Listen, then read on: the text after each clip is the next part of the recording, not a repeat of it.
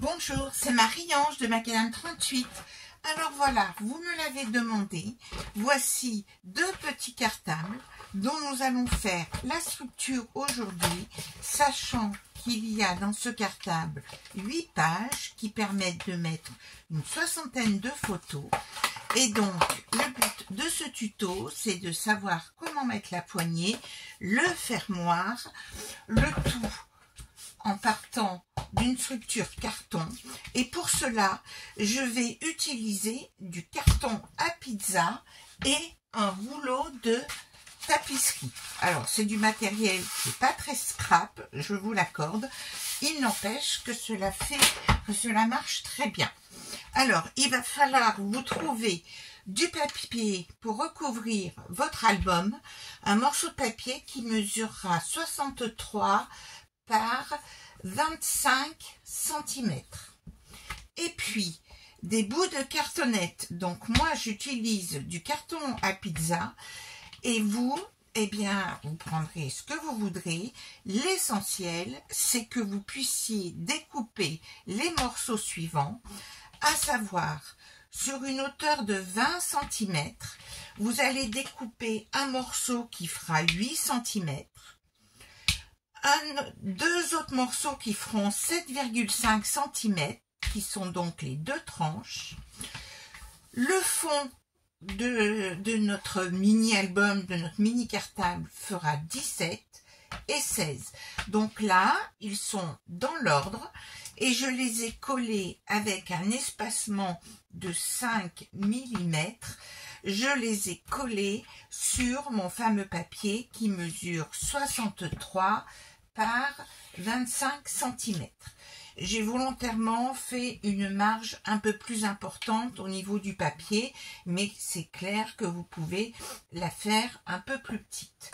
Pourquoi je ne vous montre pas comment je colle? Parce que j'utilise de la colle comme ceci, que je vaporise d'abord sur mon papier. Je laisse donc un peu sécher, puis sur mes morceaux de carton. Je le mets sur le côté blanc de mon carton à pizza, et si bien que parce que j'ai toujours peur que ça se voie à travers, mine de rien. Bon, là, vu la couleur de ce papier, ça ne se serait pas vu, mais il n'empêche qu'il vaut mieux prendre ses précautions. C'est une habitude que j'ai de le faire comme ceci. Et donc ça, je peux pas le faire dans le bureau comme ça, parce que ça vaporise, entre guillemets, de partout. Mais donc, je me suis arrêtée à cette étape-là, à savoir que c'est parfaitement collé. Voilà, vous le voyez. Et donc, maintenant, on va continuer les étapes de la manière la plus précise possible. Et donc, la première chose, et ça c'est valable pour toutes les couvertures d'albums, j'ai fait un tuto sur un petit album avec la bombe. Je vous mettrai le lien. Alors, je vais donc maintenant, comme dans toute reliure qui se respecte, ou plutôt couverture, je coupe donc ici tous les angles en utilisant cet équerre-là. Cet équerre donc qui fonctionne très bien. Alors, vous pouvez vous la faire en carton ou pas. Le tout, c'est de couper à 45 degrés et de vous éloigner d'environ 2 mm de l'angle. Dernier angle, comme ceci. Voici. Ensuite, ce que je fais, c'est que je mets du scotch double face sur toute la structure ici. Scotch double face tout le long ici de ma structure. Et pour couper, j'utilise alors là aussi, c'est pas très scrap puisque c'est un outil de pâtisserie. Après la tapisserie, vous avez la pâtisserie. Et donc, ce plioir permet bien, de faire les choses de manière... On utilise cette partie qui n'est pas tranchante, mais il suffit d'avoir ce type de support pour couper nettement ce scotch double face comme ceci. Une fois que j'ai là, vous voyez, typiquement, de vous le dire, j'ai fait des choses pas terribles. Ensuite, une fois que j'ai fait ceci, donc je vais bien appliquer mon double face. Voici, comme ceci.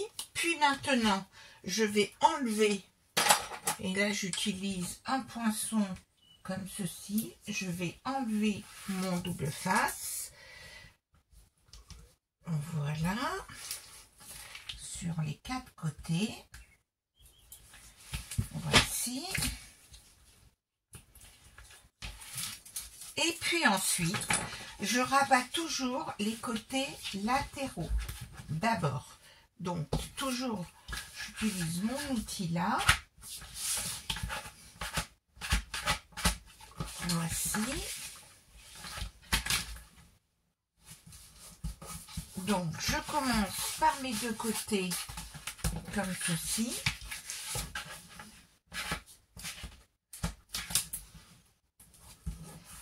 Et là, ce qu'il ne faut pas oublier de faire, ici, vous avez donc ce fameux petit débord de 2 mm. Et donc, je casse l'angle juste ici. Je casse mes 4 angles ici avant de rabattre les grands côtés. Comme ceci. Et maintenant, il me suffit de rabattre les grands morceaux ici sur tous les côtés. Voici. Et là, nous avons des angles qui sont tout à fait propres. Voici. Voici donc cette première partie déjà de notre album. Alors, sur un album en général, il n'y a pas de poignée et du coup, on aurait ensuite recouvert la chose. Là, ici, vous voyez, la structure est donc faite comme ceci.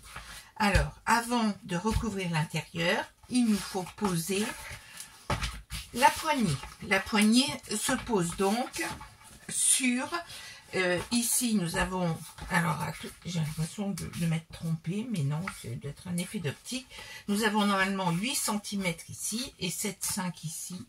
C'est marrant l'effet d'optique que j'ai. J'espère que je ne me suis pas trompée.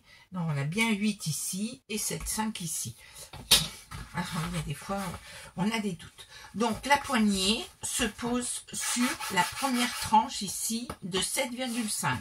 Donc, nous allons repérer le milieu de des 7,5. Donc, je vais repérer le milieu donc à 7,5.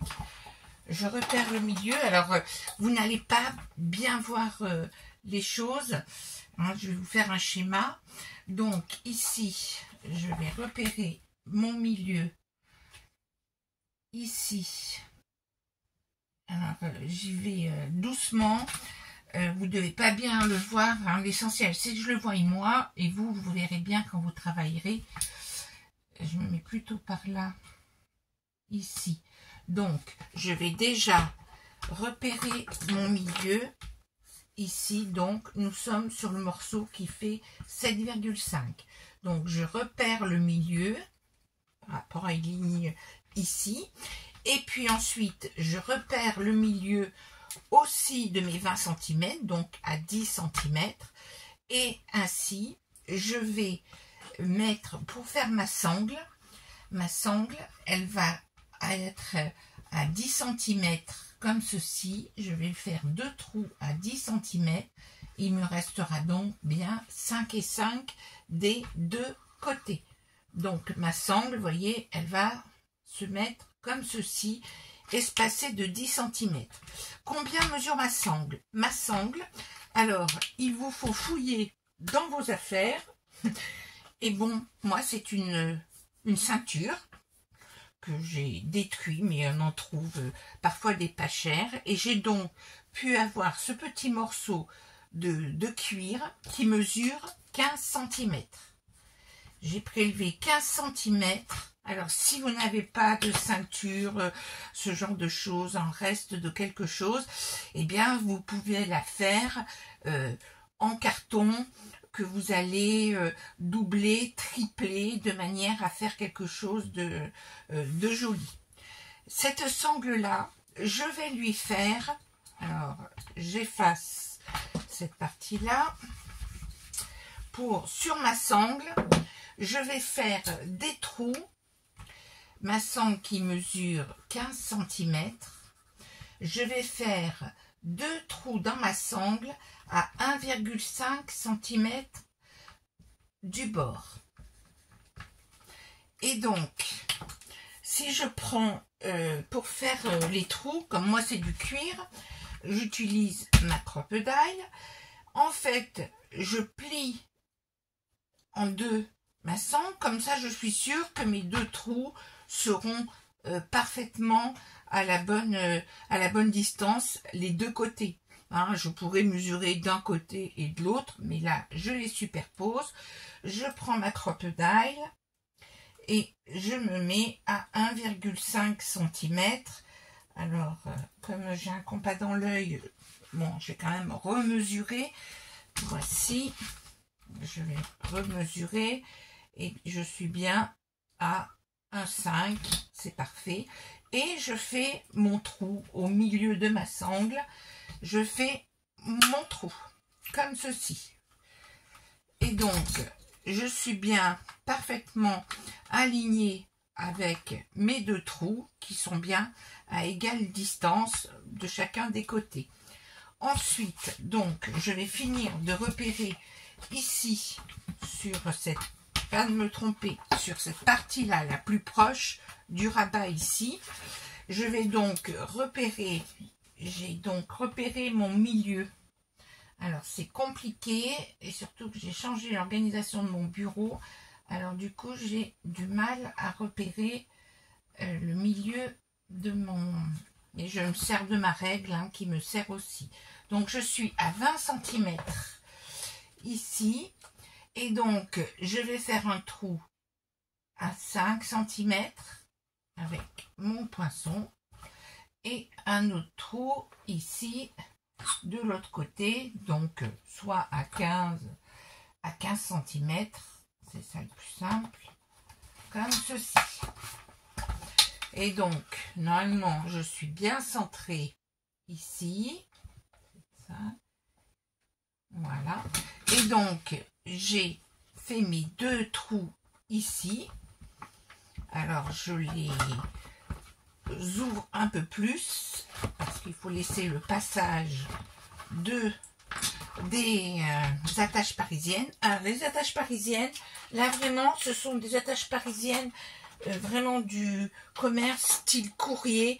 J'en ai des plus jolies, mais bon, celles-ci, elles ont des grandes pattes, comme ça, je suis sûre que ça tiendra bien. Et donc, je vais pouvoir tout simplement mettre, donc passer mon attache parisienne ici. Je pense que je vais être obligée de... Non, cela passe. Donc, je passe mon attache parisienne, voilà. La deuxième, voici. Je me rends compte une fois de plus que le temps passe extrêmement vite. Donc, je ne ferai vraiment ce tuto, je ne ferai que la couverture dans ce tuto et pas la reliure. Une fois que nous avons, nous allons replier les pattes. Et donc là, nous allons simplement, vous voyez que c'est important de les faire avant que de recouvrir l'intérieur. Hein. Hop, voici. Et donc ensuite, pour maintenir la chose, sachant qu'il y aura de la colle par-dessus, là, eh bien, je vais scotcher, hein, et je serai généreuse en scotch, vous allez voir. Je vais quand même les scotcher ici. Donc j'en mets une première couche comme ceci. Je vais en mettre des autres couches pour être sûr de bien maintenir, sachant que ça sera recouvert de papier et que du coup, voilà, je peux vous montrer que avec cette technique là, si je vous montre à l'intérieur ici, vous voyez, on ne voit rien. Cela fait un travail assez propre. Voilà, j'ai donc mis mes attaches parisiennes et nous avons notre magnifique petite anse sur notre petit cartable. Ensuite, il nous faut placer le fermoir. Alors, le fermoir, je peux vous dire, je vous dirai en off où j'ai acheté ceci. J'en ai de plusieurs sortes, hein. Mais donc il vous faut trouver un fermoir, ou si vous n'en avez pas, eh bien, il faudrait mettre avec un ruban, une attache parisienne, mais ça ferait moins cartable. Je trouve que de placer ce type de fermoir, vous voyez qu'il y a des crans ici, donc qui vont être pincés là. Et c'est cette fausse attache parisienne, entre guillemets, hein, puisque nous allons là aussi rabattre les pattes. Et nous allons bien sûr le positionner sur notre, du côté là pour l'instant, et bien sûr au milieu. Donc je vais repérer le milieu de mon, comme ça fait 20, je me mets à 10. Voilà, je le vois. Je le vois. Et donc, je vérifie que les accroches sont bien droites. Si elles ne sont pas bien droites, avec une pince, je les mets bien verticales pour bien que ça morde à l'intérieur. Et puis, bien sûr, je vais renforcer le côté là où il n'y a pas de griffe d'accroche. Je vais mettre de la colle sur mon fermoir, là, sur ma serrure, ou fermoir, hein, je ne sais comment on peut l'appeler. Vous voyez, je mets de la colle là-dessus. Et puis, j'en ai mis suffisamment que j'en ai pas besoin d'en mettre ici. Alors, là, j'ai repéré mon milieu. Donc, j'ai mon milieu. Je suis bien au milieu. Je repère le milieu de mon fermoir, le milieu. Et donc, je peux vérifier qu'ici, eh bien, j'ai 8, 4. Et je vérifie de l'autre côté. Voilà. Je suis normalement bien centrée. Voici. Et je vérifie de l'autre côté. Et après, il s'agit de ne pas bouger. C'est parfait. Et là, donc, je le fais d'abord à la main. Vous voyez, je fais mordre mes griffes dans le carton. Ça s'enfonce tout seul, entre guillemets. Et puis ensuite, je vais utiliser un chiffon pour protéger mon fermoir. Je prends mon chiffon comme ceci et je vais serrer, bien coincer mon fermoir avec, et je ne veux pas rayer ce magnifique fermoir. Et donc ici, il est bien pris en sandwich comme ceci. Voilà. Et donc j'ai bien ma première partie qui est bien mise ici. Alors ensuite, vous l'avez vu dans la description, mais nous avons un côté là ici qui fait 17 et ici qui fait 16. Donc il s'agit que notre petit cartable soit bien droit, et donc il nous faut qu'au total la dimension ici fasse aussi 17. Donc ça veut dire se décaler d'environ 1 cm par rapport au haut ici, pour que nous ayons bien 17. Donc si je mesure, là vous voyez, j'ai mis sans doute un peu moins que 1 cm, parce que j'étais plutôt à 17,5. Et ici, voilà, pour que ça fasse 17, si je mesure là, donc j'ai bien mis 17 ici, parfaitement. Et donc, si je veux que ce soit bien droit, là aussi j'aurai 17, c'est-à-dire que, vous voyez, tout simplement, je le maintiens avec des pinces à linge, et ici, j'ai bien 17. Pour pouvoir mettre ma deuxième partie, qui n'a pas disparu, qui est bien là, et donc ma deuxième partie, qui va venir vraiment se mettre pour que cela puisse bien s'enclencher. Donc, je vais... non, je vais même pas faire de repère. Je vais plutôt procéder comme ceci. C'est-à-dire que je vais mettre mon... j'ai repéré là que je me mettais à 1 cm ici. Et vous voyez, j'enfile ma deuxième partie. J'ai mes attaches parisiennes qui sont bien droites. Je vais vérifier là que je suis bien à 17. Oui. Vous voyez, je suis décalée d'1 centimètre là, comme ceci. Et en fait, je vais marquer, je suis bien alignée. Et en fait, je vais faire une marque avec mes... Voilà, hop. Voilà, j'ai bien fait la marque. J'ai tellement appuyé que j'en ai défait. Voilà, je les remets bien droites, parce qu'elles étaient bien droites quand j'ai fait la marque.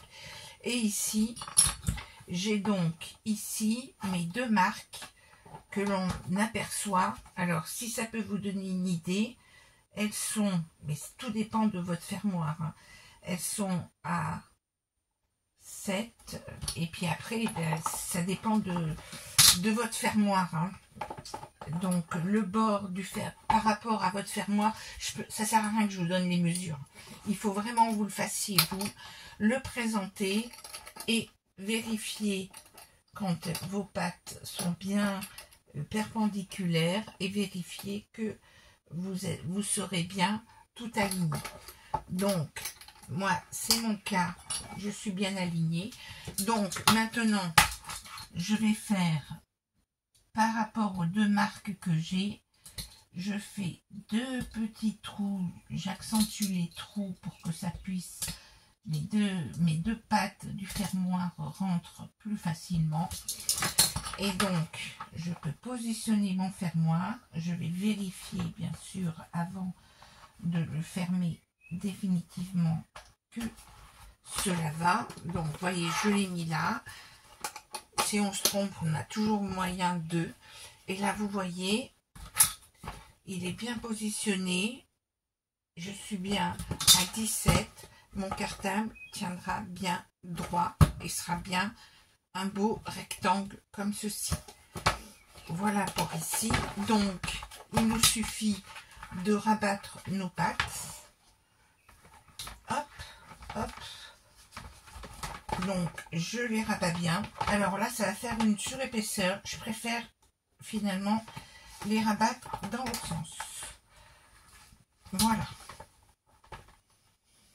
Je les rabats comme ceci. Alors, il ne va pas s'en aller là, hein. Mais cependant, pour ne pas faire de butée intempestive, pour pas que ça accroche, je vais bien sûr utiliser le scotch. Je sais, ce n'est pas très scrap comme technique de mettre du scotch, des rouleaux de tapisserie, des ustensiles de cuisine pour faire plioir, mais enfin. Et maintenant, ma couverture est presque terminée. Il nous suffit de recouvrir l'intérieur. Pour recouvrir l'intérieur, et je vous assure que ça ne se verra pas, je vais donc utiliser du canson aquarelle. Je vous remontrerai vous le connaissez tous, le canson aquarelle d'Action qui est très épais. Je vais prendre 2 feuilles A4. Donc, dans du canson 300 grammes, je prends 2 feuilles A4 que je mets à la largeur de 18 cm. Je les ai coupées dans le sens de la hauteur, comme ceci, et au lieu que ça fasse 21, je les ai mises à 18 cm. Et il m'en faut 2. Donc, là, 2 fois 29,7 par 18, c'est 2 fois. Et donc, c'est ça que je vais coller ici. Alors, on pourrait prendre un peu moins que 2 feuilles à 4, on pourrait mesurer précisément, mais là, ça va se chevaucher de 3 cm. Ce n'est absolument pas grave. Voilà, ça va se chevaucher. L'important, c'est que une feuille va bien prendre. Ici, il ne faudrait pas que ça arrive à un bord. Hein, donc là, ça prend bien toute cette partie-là. Et l'autre partie aussi, avec un chevauchement ici, qui n'est absolument pas grave et qui ne se verra pas. Et donc, nous allons tout simplement coller ça là-dessus. Alors, vous verrez que là aussi, c'est pas simple à coller parce que comme nous avons déjà placé ceci, alors celle qui préférait recouvrir et ensuite remettre un papier pour cacher, en ayant mis après ces choses-là, vous pouvez le faire. À vous de faire ce genre de choix. Mais comme moi, j'ai l'habitude d'en faire, ça se passe bien. Voilà, mais si vous préférez d'abord recouvrir l'intérieur et ensuite remettre un papier pour cacher ces choses-là, à vous de le faire. Je vous laisse juge pour cela. Donc là, moi, je vais bien mettre de la colle. Voilà. J'en mets bien ici aussi. J'en rajoute un peu au niveau autour de la tranche, comme ceci. Et puis, pour appuyer, entre guillemets, hein, je vais me servir ici de mon torchon que je vais mettre en dessous pour que je puisse, entre guillemets, appuyer de meilleure manière. Et donc, ici, je centre. Il y a donc 1 cm, comme ça faisait 20, ça nous fait 1 cm de chaque côté. Alors, je vous laisse le faire à l'œil. Hein, vous mesurez, hein, bien sûr. Donc, ici, c'est positionné. L'important, c'est donc de répartir la colle. Alors, je commence par repérer avec l'angle ici. Je chasse ma colle comme ceci. Voilà. Je prends un autre torchon. Ici donc, je marque mon pli. Je continue mon pli ici. Comme ceci. Donc là, j'ai cette première partie-là qui sera parfaitement bien collée. Et ensuite ici, voilà, là je vais pouvoir appuyer, bien répartir la colle ici de part et d'autre, bien la mettre dans mes reliures ici. Et là, j'appuie bien pour bien mettre la colle ici. Voici. J'enlève tout de suite la colle tant que ici je vais la pousser aussi.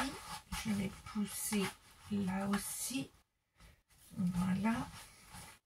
J'efface les surplus de colle. Hein. Bien insister sur ces parties-là.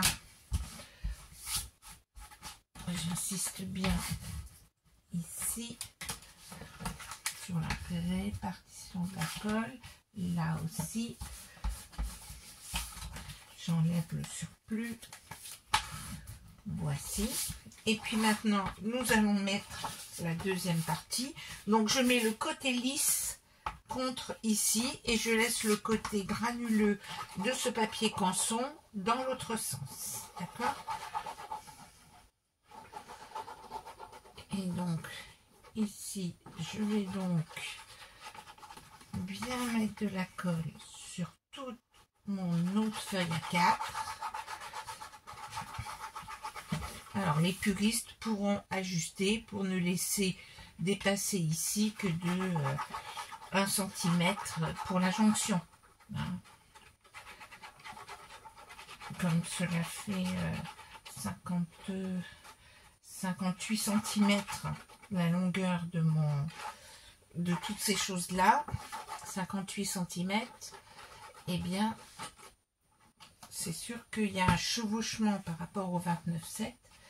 Donc là, il faut qu'ici, ce soit bien au bord pour cacher au maximum ma ferrure. Alors, je vais en rajouter à cet endroit-là hein, de la colle avec le surplus. Donc là, je me rapproche un peu du bord. Vous voyez, je me mets qu'à 3 mm pour cacher au maximum ma ferrure. Et puis, ici, donc, ce que je fais, c'est que je mets des pinces à linge, hop, ici, pour vraiment coller, parce que comme il y a un petit rebord, et là, ici, je vais bien m'aligner ici avec l'autre feuille. Et donc, surtout, ce qu'il me faut faire, c'est, et donc je rencontre, alors là, je rencontre entre guillemets, j'ai ma, comment dire, hop. Ce qui me gêne, c'est bien sûr la poignée, hein. Mais donc, comme c'est de la colle, on est tranquille, on a de quoi. Donc, même combat, je mets mon chiffon qui permet d'amortir au niveau de ma poignée. Voilà. Et puis, je peux maintenant, ici, me mettre sur la jointure, ma deuxième jointure. Donc, l'important, c'est qu'ici, j'ai ma jointure ici qui est parfaite. Ici, si je me mets comme ça, je suis bien à plat ici. Et là, j'ajuste bien de manière à être parfaitement alignée. Et on va insister, bien sûr, faire s'échapper le surplus de colle. Insister ici, comme ceci. Alors, je sais que je suis pas beaucoup passé à cet endroit-là, donc je vais insister un peu sur ces endroits-là pour pouvoir appuyer à mon aise et bien répartir la colle. Voilà. Ici, ça se tient bien, ça tient bien. Voilà. Et donc, nous avons notre structure qui est parfaitement collée. Je vais enlever le surplus de colle. Je ferai ça hors caméra avant qu'il soit trop sec. Hein. Mais vous voyez, il y en a qui continuent à sortir. Donc, il ne faudra pas hésiter. Mais donc, je m'arrêtais là pour cette vidéo. La structure, elle est faite. Il n'y aura plus qu'à faire la partie feuilles qui viendront, les pages viendront se coller à cet endroit-là. D'accord? Voilà pour ce tuto. Et donc, très vite, un autre tuto. Donc, n'oubliez pas de vous abonner. Comme ça, vous aurez la notification pour le prochain tuto que je vais faire concernant cet album Bébé Cartable. À très bientôt.